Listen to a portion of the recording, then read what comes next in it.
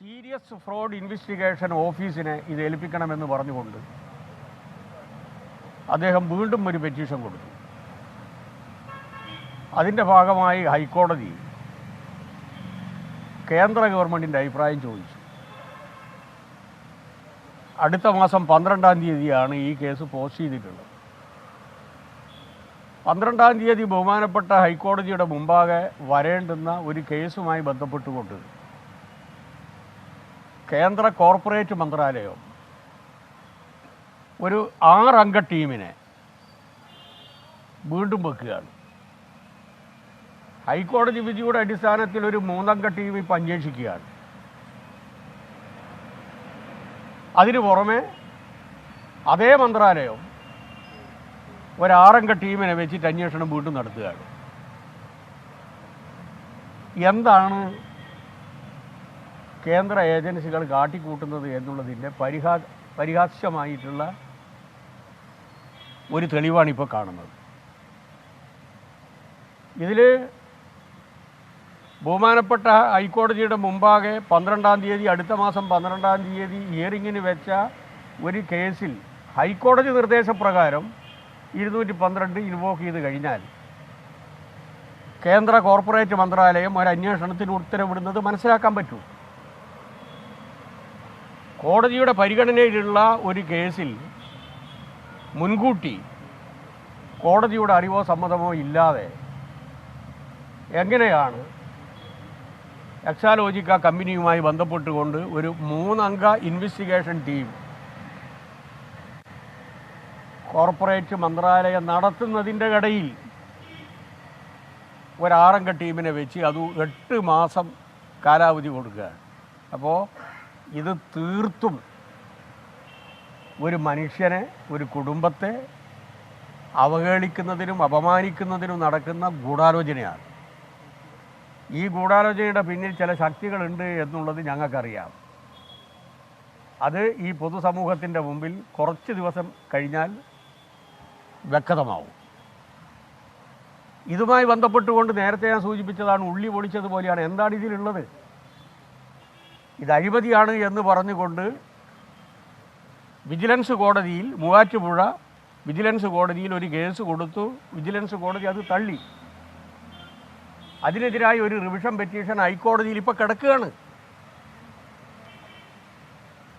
ആ കേസ് അവിടെ നിലനിൽക്കുന്ന സമയത്ത് ബഹുമാനപ്പെട്ട മുഖ്യമന്ത്രിക്കോ അല്ലെങ്കിൽ മുഖ്യമന്ത്രിയുടെ മകൾക്കോ എതിരായി ഒരു നോട്ടീസ് പോലും ഹൈക്കോടതി ഇതുവരെ അയച്ചിട്ടില്ല. അത്തരമൊരു സാഹചര്യത്തിൽ ഈ ഒരു കേസ് നിലനിൽക്കുമ്പോൾ, ഒരു റിവിഷൻ പെറ്റീഷൻ നിലനിൽക്കുമ്പോൾ കമ്പനി നിയമപ്രകാരം ഒരാൾ കേസ് കൊടുക്കുന്നു. അതിൻ്റെ ഭാഗമായി ഇതിൽ ഫ്രോഡില്ല, ഫ്രോഡുമായി ബന്ധപ്പെട്ടുകൊണ്ട് സീരിയസ് ഇൻവെസ്റ്റിഗേഷൻ ടീം അന്വേഷിക്കേണ്ടതില്ല എന്ന് ഹൈക്കോടതി പറഞ്ഞ സാഹചര്യത്തിൽ എന്തിൻ്റെ അടിസ്ഥാനത്തിലാണ് കേന്ദ്ര ഏജൻസി ഒരു 6 അംഗ കമ്മീഷനെ ഇപ്പം വെച്ചിട്ടുള്ളത്? മാത്രവുമല്ല, ഏറ്റവും നിങ്ങൾ മനസ്സിലാക്കേണ്ട ഒരു കാര്യം, ഇത് ആരംഭം കുറിക്കുന്നത് ഇൻകം ടാക്സ് സെറ്റിൽമെൻറ്റ് ബോർഡിൻ്റെ മുമ്പിൽ വന്നൊരു കേസുമായി ബന്ധപ്പെട്ടാണല്ലോ. കേസല്ല, ഒരു പരാതി. കൊച്ചിൻ മിനറൽസ് റൂട്ടൈൽ ലിമിറ്റഡ് CMRLൻ്റെ. ആ CMRLൻ്റെ കേസുമായി ബന്ധപ്പെട്ടുകൊണ്ട് ഇൻകം ടാക്സ് സെറ്റിൽമെൻറ്റ് ബോർഡ് കൃത്യമായി പറഞ്ഞു, ഇതിൽ പ്രോസിക്യൂഷൻ എടുക്കേണ്ടതില്ല, പ്രോസിക്യൂഷൻ ഇമ്മ്യൂണിറ്റി CMRLനുണ്ട് എന്ന്. അവർ കൊടുത്ത റിട്ടേൺസുമായി ബന്ധപ്പെട്ടുകൊണ്ട് പരമാവധി ഇൻകം ടാക്സ് എക്സംഷൻ 70%, അവരുടെ ക്ലെയിമിൻ്റെ 70% ഇൻട്രീം സെറ്റിൽമെൻറ്റ് ബോർഡ് അനുവദിച്ചു കൊടുത്തിട്ട് പറഞ്ഞു, ഇത് ഞങ്ങൾ പൂർണ്ണ വിശ്വാസത്തിലെടുക്കുന്നു, അതുകൊണ്ട് ഒരു രൂപത്തിലും പ്രോസിക്യൂഷൻ നടപടി എടുക്കേണ്ടതില്ല, പ്രോസിക്യൂഷൻ ഇമ്മ്യൂണിറ്റി എന്നാണ് പറയുക. അതിൽ പ്രോസിക്യൂഷൻ ഇമ്മ്യൂണിറ്റി CMRLന് കൊടുത്തിരിക്കുന്നു എന്ന് പറഞ്ഞ സാഹചര്യത്തിൽ ആ CMRL കമ്പനിക്കെതിരായി ഇപ്പോൾ പ്രോസിക്യൂഷൻ എടുക്കണം, എക്സാലോജിക്കെതിരായി പ്രോസിക്യൂഷൻ എടുക്കണം എന്ന് പറയുന്നത് എന്ത് നിയമത്തിൻ്റെ അടിസ്ഥാനത്തിലാണ്? ഒരു കാര്യം ഞാൻ വളരെ വ്യക്തമായിട്ട് പറയാം, നിങ്ങൾ എങ്ങനെ വേട്ടയാടിയാലും ഇതുമായി ബന്ധപ്പെട്ടുകൊണ്ട് ഏതെങ്കിലും രൂപത്തിലുള്ള ഒരു പ്രതികൂല വിധി പിണറായിക്കോ പിണറായിയുടെ കുടുംബത്തിനോ എതിരായി ഒരാൾ വിചാരിച്ചാലും ഉണ്ടാക്കാൻ കഴിയില്ല. കാരണം നമ്മുടെ രാജ്യത്തിൽ നിയമവ്യവസ്ഥയില്ലേ. ഇത്രയും പരിഹാസ്യമായിട്ടുള്ള ഒരു സ്ഥിതിവിശേഷം എപ്പോഴെങ്കിലും നിങ്ങൾ കണ്ടിട്ടുണ്ടോ?